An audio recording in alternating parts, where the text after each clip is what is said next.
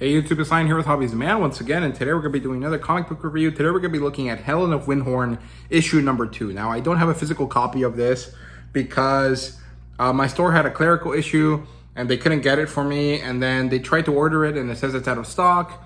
Although I asked Dark Horse and they said it is in stock, so I have to go track it down somewhere else, but I didn't want to wait even more than I have already waited to do this review, so I read it online and I'm going to try to get my hands on a physical edition of this book, but it's going to be a while. If any of you guys have an extra copy, let me know and I'll buy it from you.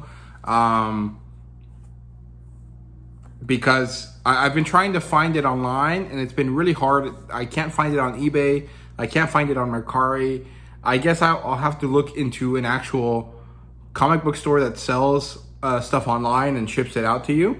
And that sounds kind of annoying because that means I have to buy it at full price and then have to also pay for shipping, so it'll cost me twice as much as it normally does, but it is what it is, I guess. So yeah, I might just buy it digitally instead. That might be easier, but I don't know. Anyway, so Helen of Wyndhorn, issue number 2.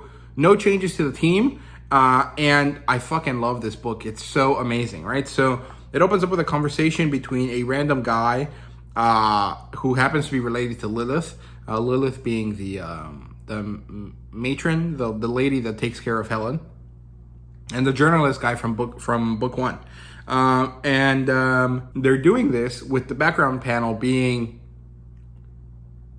this amazing Frazetta-esque type painting that is the cover for the journalist book that he was doing over about C.K. Cole, right? So really, really awesome stuff. The conversation ends with the random guy telling the journalist that Lilith has passed away from old age. She was quite old at that point, and she mysteriously died, but no one really raised a fuss about it because she was old, right? So we transition back to the past, where there's this family dinner situation. Helen and Lilith and Barnabas, which is Helen's grandfather, are all sitting down together eating dinner, and Barnabas is quite quiet.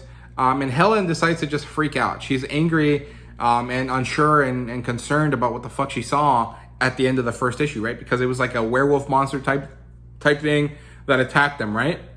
And Barnabas managed to kill it before it hurt anyone, right? But it's been a while, like a few hours, I guess, or maybe a few days. And Helen is upset. She's like, dude, what the hell was that? What's going on here? What the fuck is going on? She gets upset. She slams the table. And then her grandfather laughs, and he flips the table and he tells her, this is how you do it, right?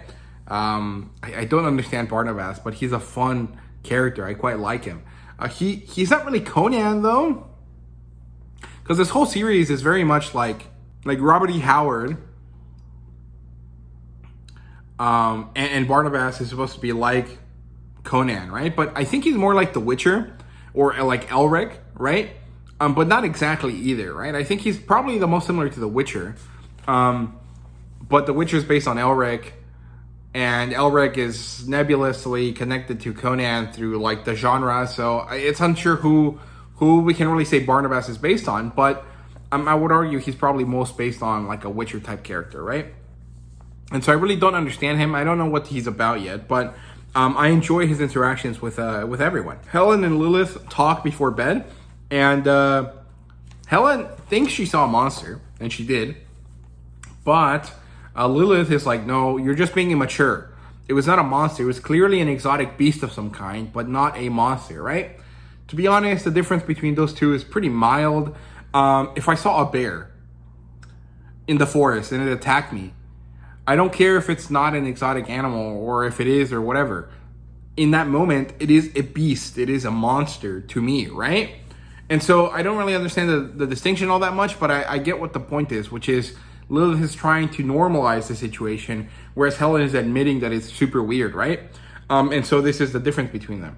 Like I said, it basically ends with Lilith being like, Helen, you're just being immature. Relax. It's not that serious. We turn back to the journalist who is with his boyfriend or husband or paramour. I'm not really sure what the relationship is, but they're clearly together. I just don't know at what level, right? And he's curious about his research again because he wants to know what this guy that was talking about, right? So he was reminded of Lilith. He wanted to find out more about what she said, and he was curious about what's going on, right? And his boyfriend, husband, paramour just kind of blows him off. He's like, oh, okay, you're obsessed again. I don't really care. You figure that out, then just talk to me when you're over it, right? Which is kind of weird. I don't understand the relationship too much, but it is what it is. We come back to Helen, who is finally sitting down with Lilith to learn what she needs to learn from her. Turns out that she's actually quite educated, but she's just not someone that cares too much about propriety, right? Which seems to run in the family.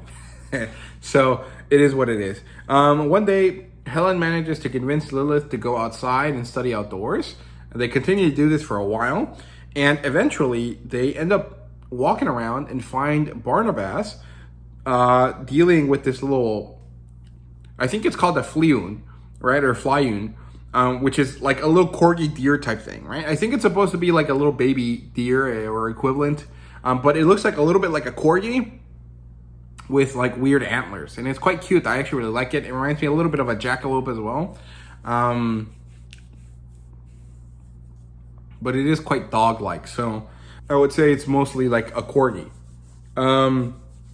Helen breaks down about this later, after they manage to, get over the fact that she saw this magical creature, and they go back to their room, and after Barnabas tells them they shouldn't be outside, she goes back to her room, she talks to Lilith, and before they go to bed, she actually starts to break down about, her dad. Her dad is dead.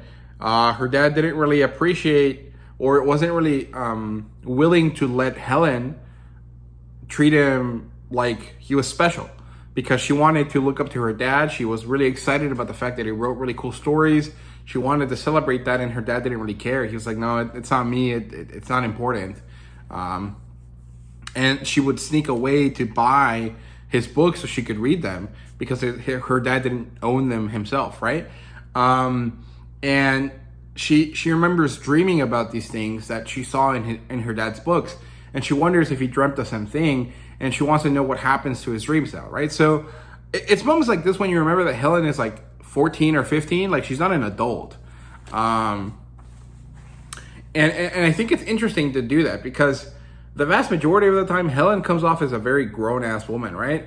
And having these little breakdowns between these moments in these chapters helps a lot to develop her as a character. So I like that a lot. I think it's well done. Later, Lilith goes to Barnabas to ask him, hey, to tell him, your granddaughter is not doing that well. She has a lot of problems, and she's drowning herself in alcohol, and it's not really supposed to be this way. She needs something better. She needs a role model. She needs you to be there.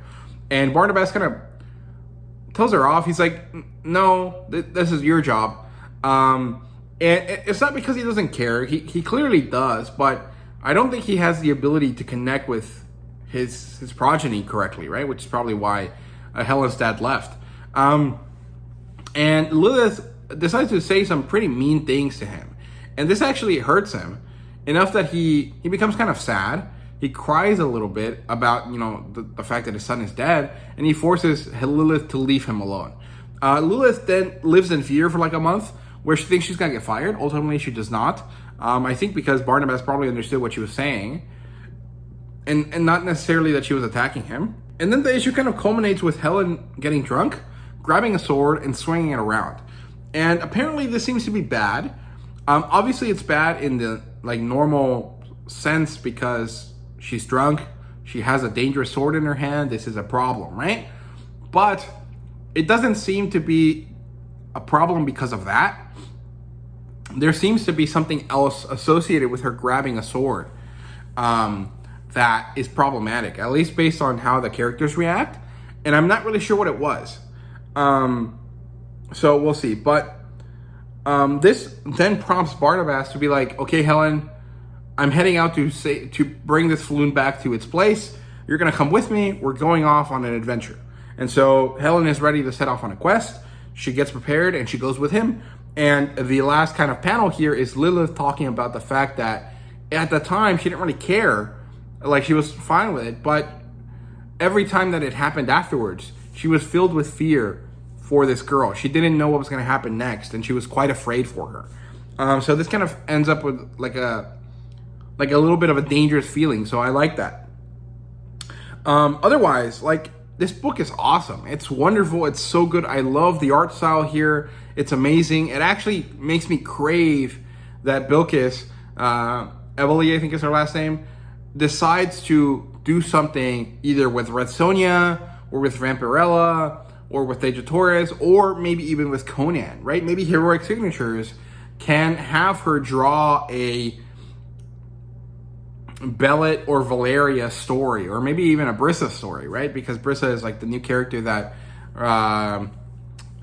Jim Sub created, right? And so if she becomes relevant because she's in the Blackstone event, maybe there is a way for Bilquis to do something for Heroic Signatures, right? And in this style, I think it would be awesome, right? Maybe Brissa is not the right character for that, but I can see a pirate adventure in this art style about Bellet, and it would look amazing, right? So that's kind of really what this makes me crave. Like, I really love this story, but ultimately I just want to see more sword and sorcery from this artist. So hopefully we get more of it at some point, right? But that's it for issue number 2. I hope you guys enjoyed. Let me know what you thought down below. And like I said earlier, if you guys have an extra copy, let me know and I'll buy it off your hands. Thank you guys so much for watching. See you guys later.